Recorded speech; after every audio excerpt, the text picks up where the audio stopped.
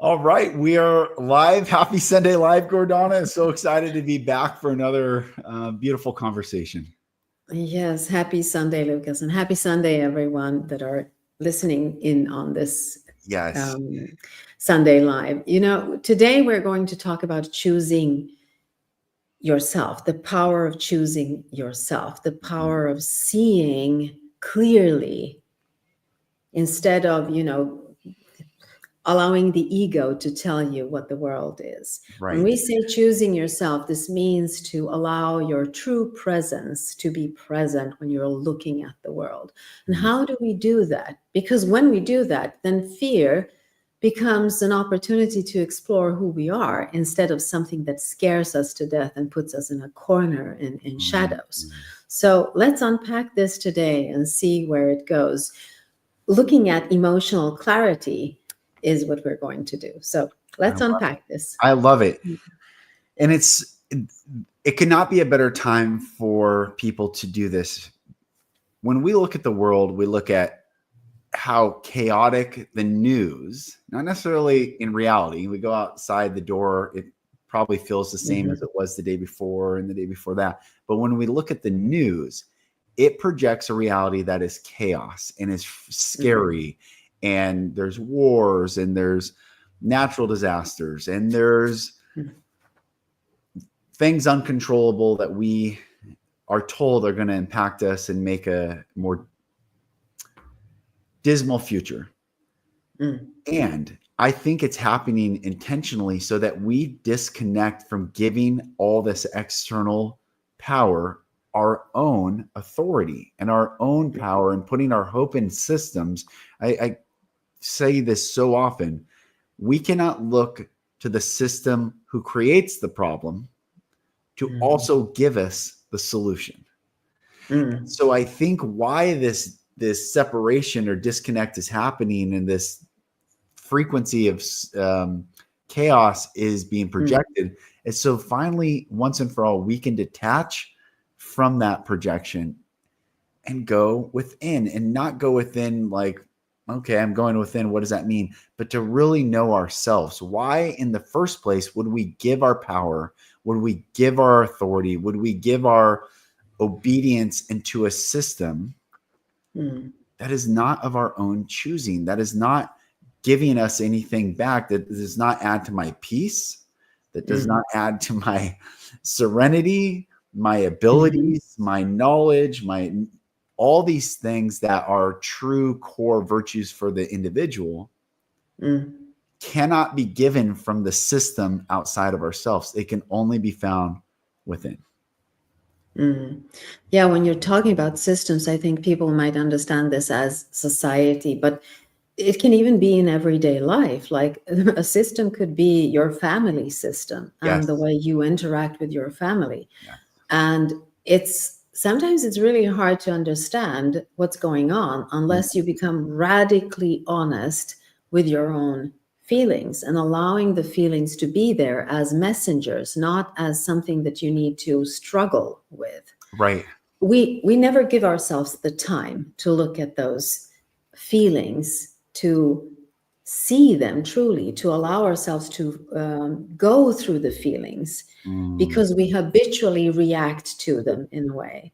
Now, if it's a bigger system or a smaller system, it doesn't matter. If we're habitually reacting to the system, we will never be able to find the true presence within. And we can never choose ourselves. We will be choosing a reaction instead of choosing presence within ourselves. Yes. And what we want to talk today about is choosing the presence within oneself, pausing in order to discern what emotions are true, what emotions we want to go through, and what emotions do not belong to us at all. To be able to do that from a clear space, a safe and clear space. And I think that we all know the clear and safe space because that is our true essence. But we are so seldom in that space that we almost don't recognize it because we're always reacting, always answering, always doing something to control the outer reality instead of becoming more present and controlling the inner reality, because this is where everything happens. This is where the power to see the truth is. Right. It cannot be on the outside. It has to be on the inside. So this is when we choose ourselves. That is what we're talking about when we say the power to choose yourself, the power to pause and choose yourself every single time. Yeah. Yeah. And also in that, you're saying to know the emotion that is yours versus those that are not Yes. yours, perhaps, and pass through. Yes. The Yes. first step is to identify we've talked about this before on previous Sunday Lives, maybe a couple of years ago, but to identify whose voice resides in your head. Is it Yes. your voice? Yeah. Or is it your parents' voice, an authority figure's voice that is not of your own? And so often when I coach people, I ask them, what's the first thing that you will say if you make a mistake? If say you something happens and you mess up and you say what? And they're like, I'm such an idiot, or I'm stupid, or whatever. It's a degrading narrative that resides. And I said, where did that voice come from? Were you born with that narrative running inside your head, that tape that continually plays every time play, using a cassette player, I guess, which is pretty old, but every time the play button gets hit, that voice happens? Or was that given to you? And if it was given to you, is it true? Does it add to your own freedom, your own liberation, your own self-empowerment, or does it strip away your self-empowerment? That's the first step to understand, like you're saying, which emotions are true for you and which need to come in and let be released.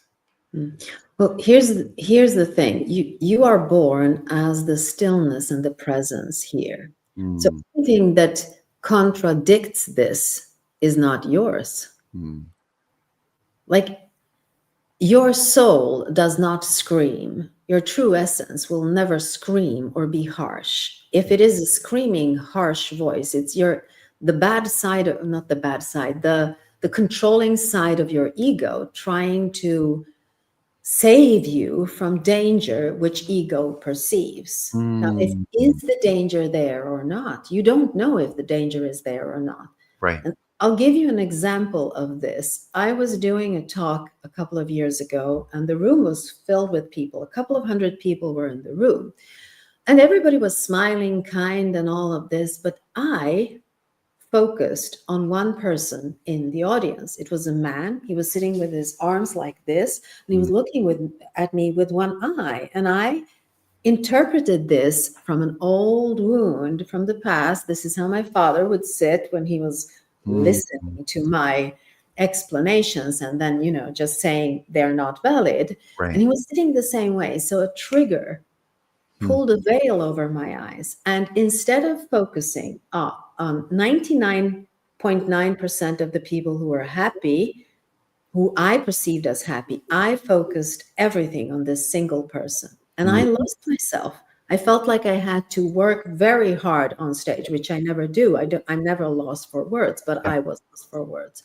The funny thing was that in the pause, when I went down to talk to the audience before going up again, he came up to me and he said, you know what, this is such a wonderful workshop. I love this. And I'm like, what? I experienced him as the most negative person in the room, and he wasn't, because of his body language. My ego interpreted this as danger. Right. So it made me react in a way which is absolutely not true, but in my head, total truth. So becoming present and asking, is this true? Like, how do I know that that person is reacting in the same way as my father did? I don't. That's not the truth. But my ego told me with a very authoritative voice, this person, you need to focus on that person because that is where danger is. No truth at all in it. Right. Right. You see, this is what I mean. When I choose myself, I would be doing it this way. I would look over the audience, see the person, and I would say, well, yes, that reminds me of that, but it doesn't matter. 99.9% of the people are happy. I am focusing on them. That would be the real me, the healed version of me, the me that is present would do Yeah. that. Yeah.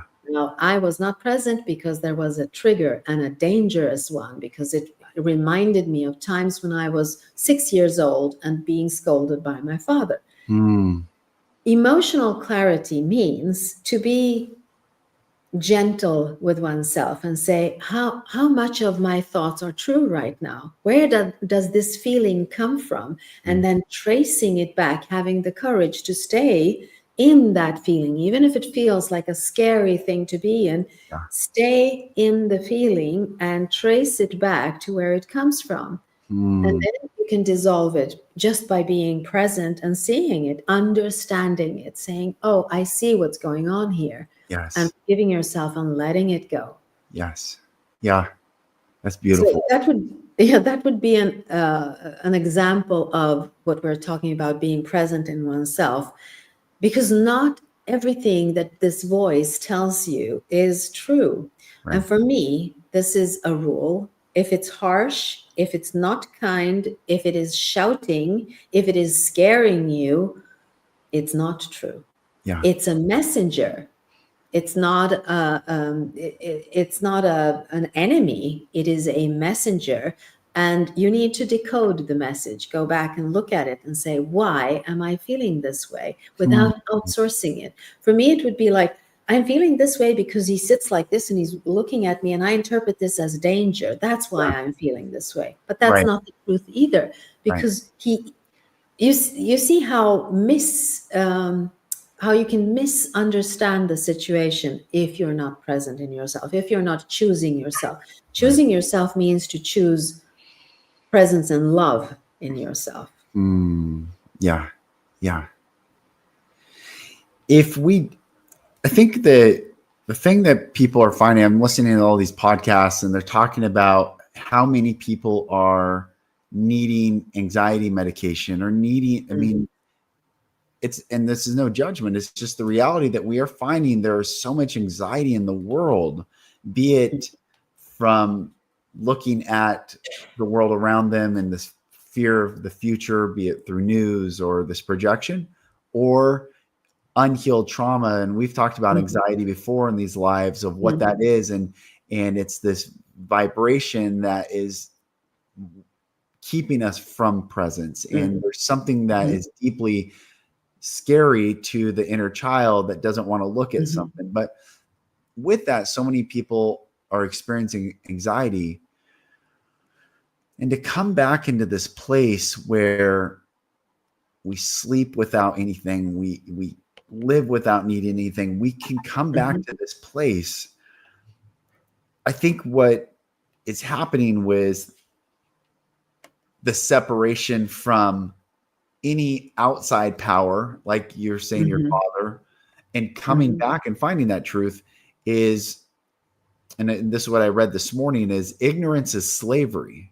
We're never going to be able to stand in our own power, our own understanding, our own sovereignty if we stay in ignorance. So if we stop, if we don't look within, if we don't go within, if we don't ask these questions, why, what are the roots of the fruit that are being produced, we'll stay in slavery. But self-knowledge is liberation.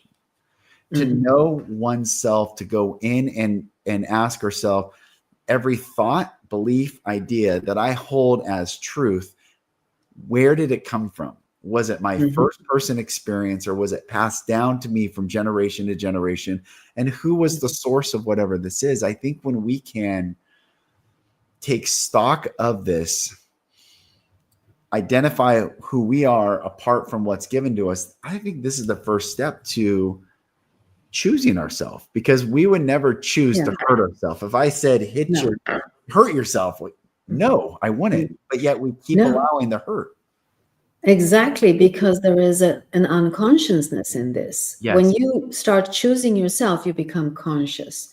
Now, asking the question, is this sadness, anger, anxiety, whatever it is that we're exploring at the moment, leading me to the truth? Or is it reinforcing a story that keeps me stuck? Yeah. Now, if it is reinforcing a story that keeps you stuck, this is a sign that this is a messenger and you need to decode it in Mm, order to get unstuck yourself from this. But if you understand, you have to ask yourself, what is the truth? The truth always is all is well. mm, That is the truth. So if you ask yourself, is this sadness, anger, anxiety, fear leading me to the truth? All is well, then it mm, is a true feeling, and it is your feeling. But if it is leading you into feeling constricted and diminished and less than you are, then mm, it's a messenger. It's mm. nothing else but the messenger. It's not like it's untrue. Yeah. It is just that you need to decode the message that it brings to you in Mm, order to feel your own presence and see clearly. Because the goal here is to see clearly. The yeah. goal is not to get rid of the pain. The goal is not to get rid of all the stuff. The goal is to see clearly. When you see clearly, you know what you're dealing with. And Mm, outsourcing it is to dim the light. mm. Yeah. And again, unless you're living with a narcissistic person or a psychopath or a sociopath, then you can do this. Mm, Otherwise, you need to leave the relationship and not stay there because you can't. I think it's hard to heal yourself the way that we're talking about here if you're living with a person who is narcissistic or abusing you in some way. Then yeah. the message is leave the relationship, do find something else if you want to heal. Yeah. You know, I have this one thing that I do every single time when I feel overwhelmed nowadays. I didn't know how to do that when I was in my 30s and Yeah. 40s. I mean, I did not have a clue how to do it, but I know today that this is the way for me. When Mm, I feel overwhelmed, instead of just going into it and feeling stressed out, I would say I choose to witness this, not drown in it. mm, I choose to witness this, not drown in it. mm. This keeps me on the surface of it. I can look at it. I can ask the questions that I need to ask in order to find the truth within it. Yeah. But what is the most liberating part of this for me is I choose to witness this. Mm. It puts me in the center of my own reality. It puts That's me at beautiful. the That's perfect beautiful. center where I can understand things instead of being pulled into them and exploring them without knowing what it is that I'm exploring. Yeah. Mm, So I choose to witness this without drowning in it is the question, the thing you need, it's like a mantra I use when I feel mm, overwhelmed or angry or stressed out. I would say I choose to witness this, which means that I am not pushing it away. I mm. am not rejecting it because that's not the way to do it either, because Yeah. it comes back like a yo-yo. Right. So I choose to witness this. And whatever I learn from witnessing it without outsourcing it is my gold. That Mm, is the growth. That is where I feel like I can see clearly. And that becomes my emotional clarity. mm. So it's not like I avoid emotions of pain. I use them in order to grow and understand because that is their message to me. Yeah. Yeah. That's good. That's One good. of those small things you can do. I choose to witness this without drowning in it. Hmm. Because when you're overwhelmed by feelings, it feels like drowning. Yeah. Yes. If you choose, you're swimming. Like, Mm. here I am swimming in the ocean. Yeah. Yeah. Swimming. Surfing the waves of life. Yes, You know, much, much easier than, trying to save my own life every single time because I don't need to. It's a yeah. choice. It's Right. the choice. And we come back to this in every single podcast that we have. Yes. It's the choice, becoming aware of the choice that is there. Right. And I often talk about, I've shared with my employees on Friday, I said, how do you know if something's true or not? The body will tell you, and it's if you can breathe Mm. more deeply. So in your example of drowning in emotions, well, drowning is the lack of breath. When you drown, you cannot breathe air any longer. And so we Mhm. have to decipher what's true and what's not true so that we can find our breath again to Mhm. Be Mhm. present, separate ourselves from that which feels overwhelming, and Mhm. also allow ourselves to, we didn't put this word in the title, but what I am so big on is sovereignty. Yes. I will never not talk about sovereignty. I believe it is the key goal of every human on this planet is to understand and reclaim their own sovereignty so that every choice, Mhm. every decision, every relationship, every interaction comes from the place of whole self, not dual self or multiple selves or split personality, split Mhm. intention. And for so long, and this has just been my own journey, and you and I, when we first talked, whose voice was in my head? Mhm. Was it my own voice? Was it that which I would ever say? And it wasn't. It was my dad's voice. It was my father's Mhm. voice. It was Mhm. someone else's narrative, until I came Mhm. into this place of who I am and who I want to be in this world. It had nothing to do with any of those voices or any of those. And when I mean voices, for those listening, what I'm saying is not that I would hear voices, but when I'm making a decision, what tone was Mhm. in my head? Mhm. What was running my thoughts? Was it me, or was it a voice given to me? Yeah, and it's the voice is one thing because that is something that you hear, but the things that you are experiencing as a child, you don't have a sense of your own identity from within as a Mhm. child. You will base your identity on how the world reacts to you. Yeah. So your image of yourself becomes an image of the reactions that the people around you have when they interact with you. Mm. Now, this means if you have a father who is a narcissist and he projects all his stuff on you, Yeah. you will think that your identity is based on the reactions to that. Yes. Yes. And Yes. that's the voice that you're talking about. Then it becomes a voice, but the things that are even more sticky is the feelings that you have while you're mirroring yourself towards that, because Yes. those things come before the words. Right. They come before the intellect. So this Yeah. is why emotional clarity is really important. You can talk yourself into the truth and you know it intellectually, but Right. knowing it in the heart, really knowing it, Yeah. that's the big deal. When it comes down to your gut feeling, then you have it all aligned. And Yes. saying, I'm choosing to witness this instead of drowning in it is to Mhm. actually connect all of these parts. Yes. Like Yes. I'm choosing intellectually to not drown in something. Yeah. You become the sovereign that chooses, and that is what you're talking about when you say Yes. the sovereign. Of course, because you're present with your entire essence, and your identity becomes um, it becomes what you choose it to be, not what was Yes. mirrored back to you That's as right. a child. That's right. And this, what another thing I read this morning I want to share is that love never controls, Hmm. ever. Love Hmm. never controls. It doesn't claim this is yours and this is mine. It says all is yours. Everything. The only way we can get to the place of full choice is when we understand that love is the baseline and has already given us all Hmm. things to choose from. But the narcissist voice confines. And so you can only choose into that small contained space that we've had to live with. And so, be that Yeah. a parent Hmm. or the narcissistic society that we find ourselves now. Yeah. Yeah.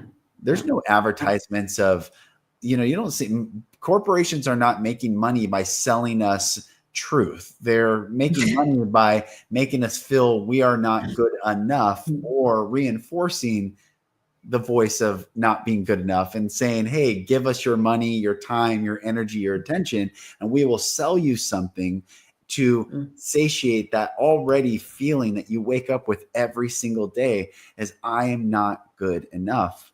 And what we are talking about is detaching letting all Mm-hmm. that come You back. know, Yeah. why they can't tell you the truth is because you can't sell truth. Yeah, You own that's it. right.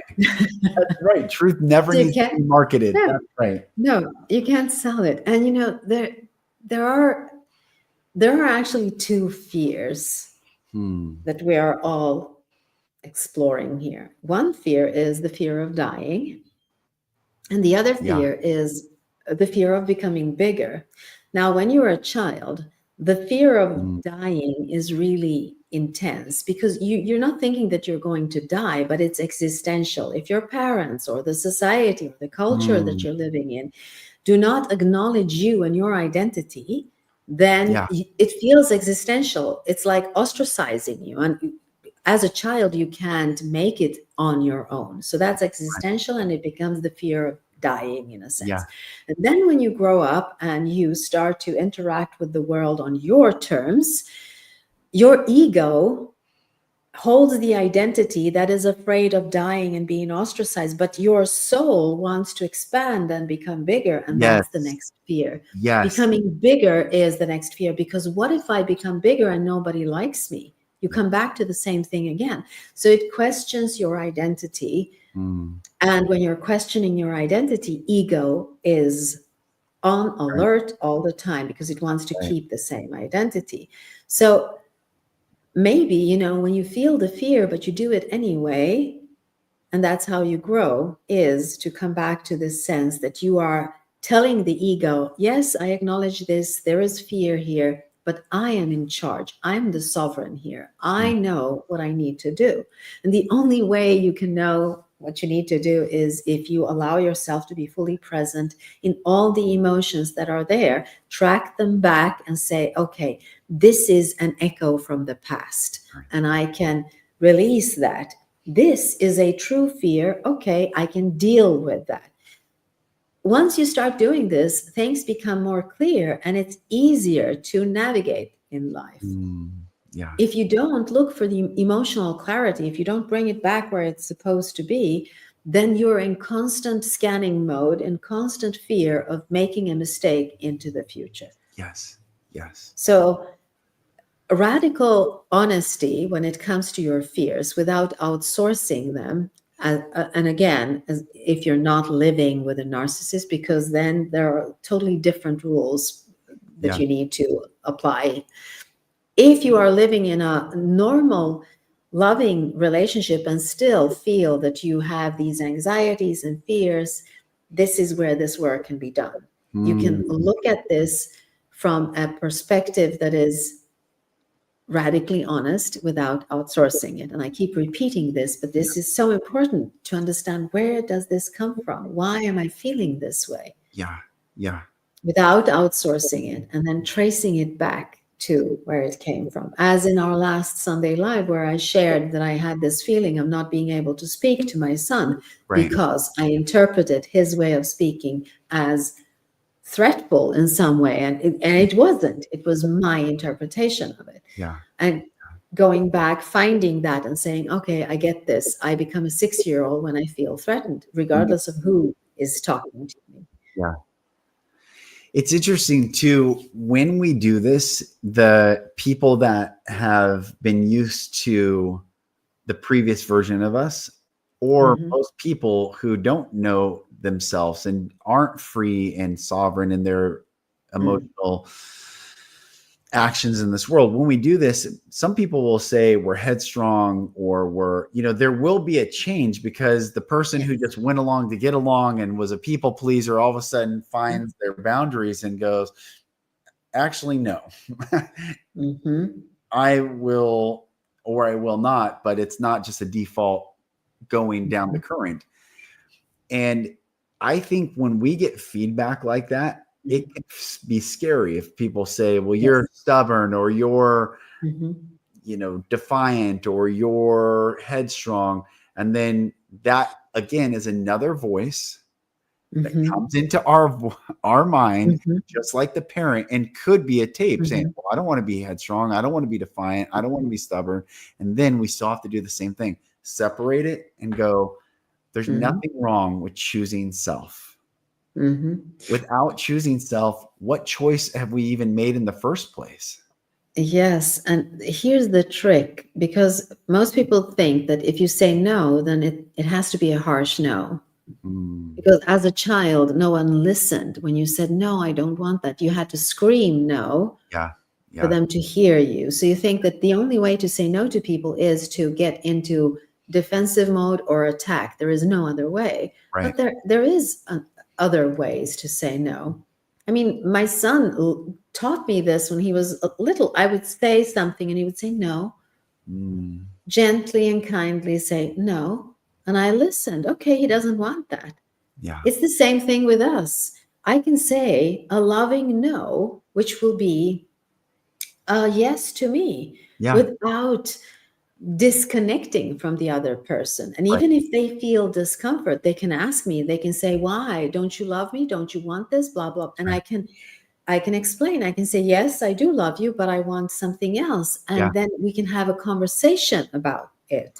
But if Right. you don't dare to say no, you become a people pleaser. If you feel like you need to Yes. scream no, then you become stubborn. Well, there are ways in between that. Right.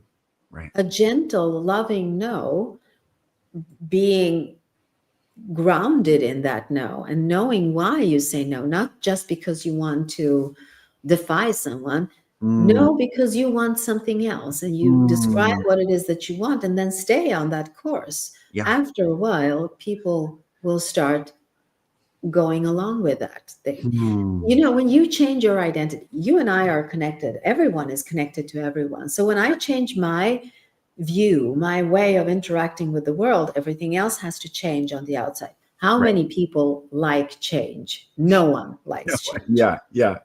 Everybody wants the same Right. default habitual way of being. So if you Right. change something, you either convince them that this is a better way, or you just do your thing and they have to follow along Mm, or fall away. yes. That's the only way to do it. So a loving no can never be bad Right. Right. because it comes from a place of love. You're right. I think we're afraid of no Hmm. for many reasons. We're afraid of no, but A then rejection. first Yeah. the rejection, but all and not Mhm. fitting in or not being to survive or Yes.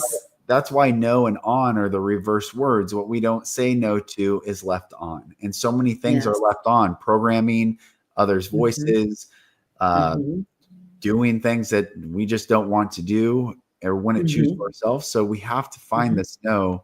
And that no or yes, these binary terms are the epitome of choice. The power of Yes. choosing ourselves is found in coming back and saying yes to what we want to say yes to and no to what we want to say no to. And Hmm. that being step one to reclaiming Yes. the sovereign power in our own life. Yes, absolutely. And I know we're going to have to end our Sunday Yeah. Live soon.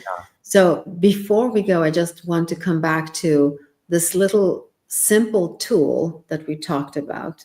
Just saying, pausing for a while, Mm, and actually saying, I choose to witness this mm, instead of drowning in it. That's I the love it. first step. I love To it. breathe, because when you're drowning, as you said, you can't breathe. So if you Right. start breathing, you understand that the drowning is an illusion. Right. I am real and I choose to witness the illusion, not to reject it, not to bury it, not to escape it. I choose to witness it and see, Yes. what is this? Yes. What is this actually? Because it is an illusion and you can explore it. It won't kill you. It felt like that when you were a child, but it won't kill you. So looking at it without outsourcing it, I love it. looking at it, what it is. I So love just to bring it back to that one sentence, I choose to witness this instead of drowning in it. That is, that makes an enormous difference for me. it. I Yeah. find myself in that. I I love hope it will help our listeners. it. So good. It's so good. This was beautiful. Thank you for this beautiful Sunday Live. Everyone, thank you for watching and listening, and we'll see you on the next one. Yes, we will. Have a beautiful week. Thank you. Bye. Bye. Bye.